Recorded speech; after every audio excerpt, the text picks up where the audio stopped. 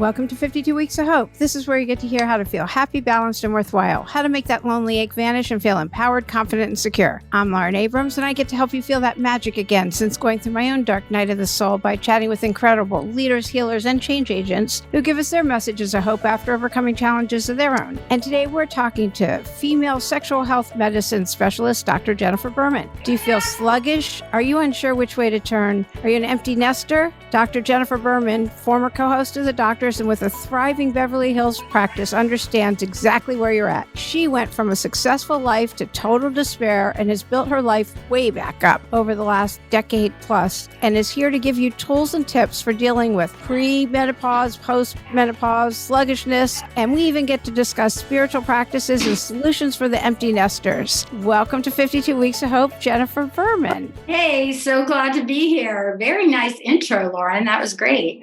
Thank you. So a lot of people would be like, wait, you're a medical doctor and you believe in spiritual principles, but you do not keep that a secret. Anybody who Googles you is going to see that clip from Conan where you're sitting there with your crystal chakras and things like that, which is it's a very fun and funny clip. So before we get into how did you get into the spiritual practice, let anybody who doesn't know you, I know that you were very, very successful and then you went through a point of total despair. Can you talk about that? Because you're known as a super successful person now who's in the limelight, but it wasn't always that. Totally. And, I think everybody goes through challenges, ups and downs. In my case, and, many others, the down wasn't just, a little divorce and a little this, everything that there was a time where I literally talking with friends and I was thinking, what can I do? There was financial stress and duress. There was divorce with an ex-husband who was basically trying to not only strip me of everything, my reputation, my children, but practically have me incarcerated. So, and then there was trauma related to my family. And it was, kind of rock bottom. I'm not going to get into all the details of the things, that happened. These weren't things that happened to me. This was my own doing. So I'm not saying that I just was a victim. These were me living life in a way that really wasn't compatible with society, for lack of a better word. I was just very restless, irritable, discontent. It was hard for me to work with other people. It was hard for me to pretty much do anything. And so it took hitting, a pretty dark bottom in order to develop tools and the insight and the willingness to, to see, do, think, and be, different than I was. And there's been a lot of growth. And what I've learned over the years that in order, growth comes from, failing at some point. So, failing, falling, and being able to get back up. And I was always very resilient. Even in the dark days, I was resilient and strong and tough and I could fight. But this was a different kind of getting back up that didn't involve, being defensive or being a victim or putting blame on other people or trying to figure out a way out of it to, to scheme or, figure out a way to avoid or, to not deal with things. So there's been a lot of growth and it was slow. It didn't happen overnight. But from where I was back then, that was in the early 2000s, to where I am today is, a complete 180 degrees, not only in terms of the material things that I have, now, but also in terms of my life in general, my family life. I'm remarried, which I never thought in a million years. I saw that. Congratulations. Those beautiful pictures in the New York Times. Thank you. That's a miracle that I was willing to get married again. Cause I told you I had a horrible, really protracted, very expensive, hideous divorce and didn't think that I'd ever consider getting married again, much less believe in the institution of marriage. So that's a miracle. And then my practice is getting bigger and bigger and bigger by the minute. I've expanded into other areas and fields of medicine out of, the need to redefine the medicine is changing, but also out of my own intellectual curiosity and wanting to grow, in other areas. And I think that, forget where I was going with the medical side of things, but, I know where I was going. I was talking when you mentioned about the spiritual thing. I've been practicing, probably 20 years or more in a field of when you're dealing with women and sexual medicine and sexual health. They're very, intimate, sensitive subjects that require, a relationship between the doctor and patient. And by the way, I was trained as a surgeon. I didn't want to talk to people. I wanted to go in, operate. So the fact that I'm spending time, this is like never in a million years that I think that I would, talking to women, sharing, for hours. But what I've learned over the years is that through my own growth and my own practices and my own life and my own challenges, is that the importance of spiritual health. And and it's not with everybody and it's not with every single patient, but many, when I sense, and it's like I have a sixth sense that this person's struggling with anxiety. This person is one that, worries a lot and ruminates a lot. This one is somebody that's super stressed out. This is somebody who's gone through loss and despair and stress and whatever it is, they either obviously communicate or that I pick up on is that I incorporate tools and tricks and things, that I do personally. Even I give them videos, I give them websites, I give them meditation, recommendations, books. And I also empower them with the understanding that their well-being and their recovery, their health is 60% them and 40% me. Like I can do a lot of different things. I can give medicines and creams, and injections and pills and treatments, ad nauseum, but they also have accountability in getting,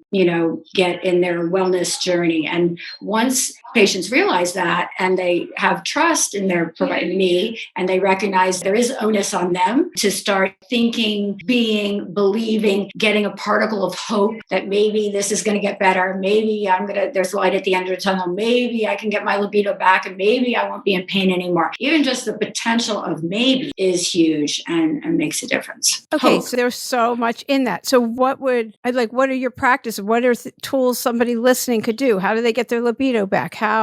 What are things that somebody listening could do? What are some of the spiritual practices? So the types of complaints that women will experience, let's say from the medical side of things, can be low libido, vaginal dryness, painful intercourse. It might be other things associated with getting older, perimenopause, and menopause is, difficulty falling asleep, staying asleep, weight gain, low energy, and fatigue, not to mention the sexual function complaints. So everything starts to kind of fall apart as we get older. They may be experiencing not only vaginal dryness, but urinary incontinence, especially if they've had some babies. And all of those things are easy to treat, let's say just with the everyday, women. However, when hormones are out of balance, and this was true in my own life as well, in my own, menopause and aging process, every woman experiences menopause differently, but I was one, as many women are, that really, really struggled with mood changes. When estrogen levels fall in the brain, then serotonin levels fall, dopamine levels fall, cortisol, a lot of neurochemical changes occur. And if you're sensitive to those changes, like I was and many women are, it can really cause emotional instability, irritability, distress, like either depression, you're crying, weeping, depressed, or you're agitated, irritable, homicidal. We all know about postpartum depression and things, which is, needs to be taken very seriously. And that is a result of estrogen withdrawal. So estrogen withdrawal in the brain causes women to feel crazy on a spectrum, some a little bit and some like me a little bit more. So I really am a huge advocate of optimizing hormone balance in women that are candidates, that for hormone replacement therapy. So that's a huge, huge medical tool. So that kind of levels the playing field once we can optimize hormone balance. And then that, can be life changing and make women feel better again. Like women would say, I'm not myself. I don't feel like myself. And hormone replacement therapy helps them get the feeling like themselves again. But in some cases, in some women that have, that are predisposed to anxiety, that are predisposed to depression, that are predisposed to mood disorders, that are predisposed to substance abuse or whatever else, hormone imbalance will exacerbate and worsen and ignite whatever limitation there is. So I hope, with your listeners that are out there, that if you're experiencing any mood issues and you happen to be perimenopausal in your mid to late 40s, early 50s, or menopausal 52 and up, it's worthwhile speaking to your healthcare provider about, getting your hormones checked. But in conjunction with that, with the women that I feel, will benefit and that are open, that struggle with trauma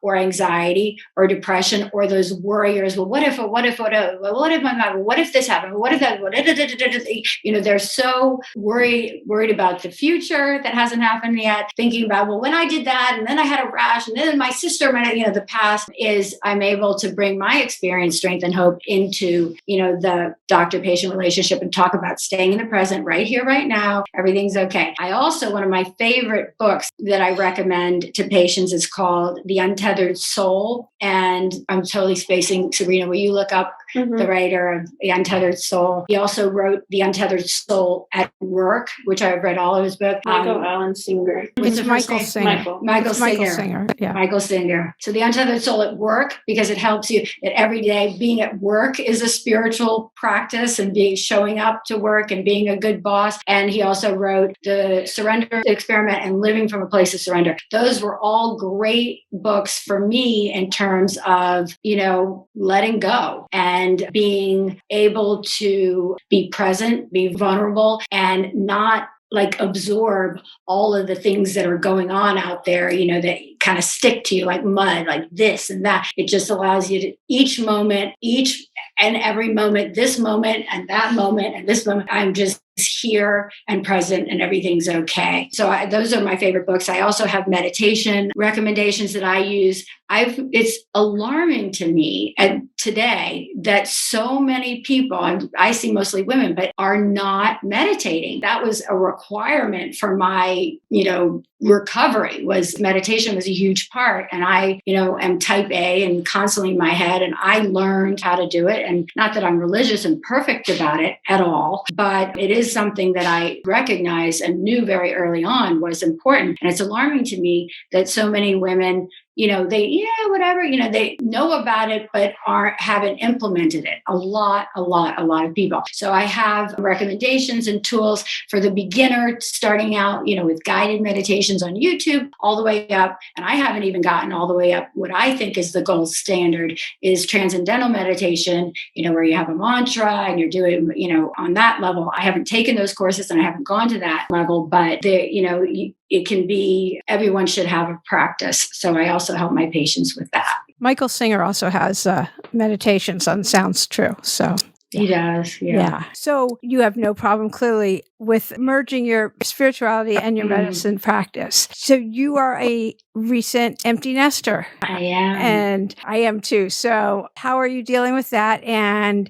does that bring up a whole bunch of, for you, because I know for me, I'm like, okay, so what do I want to do now? And things like that. Is that happening with you too? And how are you dealing with that? And I don't get a lot of chances that I'd like to talk to other moms who are going through that. Yeah, no, it definitely, there was, for lack of a better word, a quasi midlife crisis that I experienced when the reality, what I knew was happening, became a reality. When my son left for college, I had my daughter for a couple more years till she graduated. And as she was graduating, it was like just this light bulb moment, like a crash, that suddenly life was going to change and I am going to be all alone. I wasn't married at that point. And right before, I think my daughter was in 11th grade, 10th, 11th, when I had the light bulb. She hadn't left the nest yet, but she was getting ready to leave. So by the time I was preparing myself for about a year mentally, so when, the cord was finally cut and I dropped her off at college, I had gone through it in my mind so many times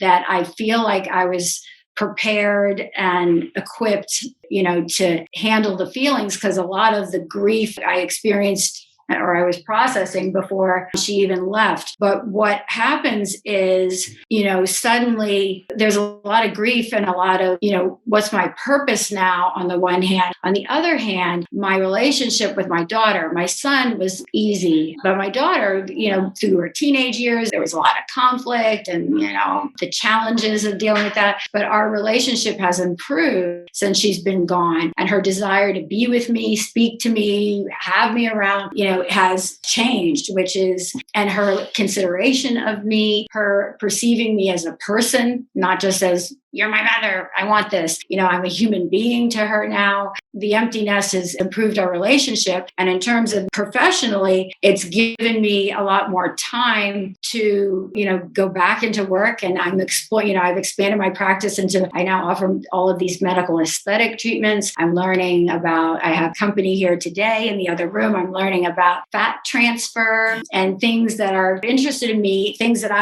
that are appealing to me as an aging woman that I'm now able to incorporate into my medical practice. So there's, intellectual growth and my spiritual growth and my desire to expand professionally and not stay in a box. And I think as long as we're learning and doing and creating, we're still living.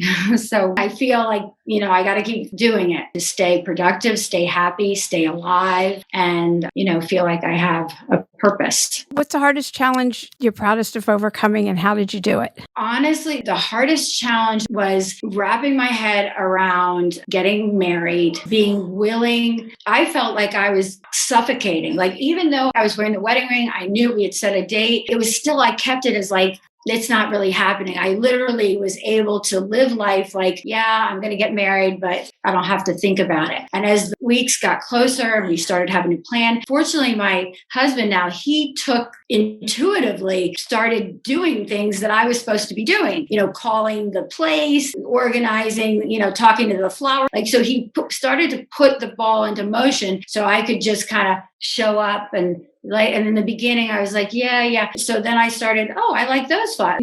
I like this and that. But finally, the day is coming and I'm getting married. And I felt like I was dying. Like literally something was getting taken away, or I was becoming I don't even know how to explain it. I really wanted to get married. I really loved him, but I felt really not great. And people were picking up on it, my friends and others. And what I did was a lot, like probably on a daily basis for several hours, praying. And I listened to those 4 books, like at least 8 times. I was listening to Abraham and Hicks and about, changing your thoughts. This is uncomfortable. So switch gears. And I was doing about a lot of inside work. And what I was afraid of, my biggest fear was being in a cage feeling, but also that I was going to get grossed out by my husband because I spent many years like just being repulsed by the male race. I think that they were just like pigs. All they want to do is have sex and love and just annoying. And, I would date them, but I really,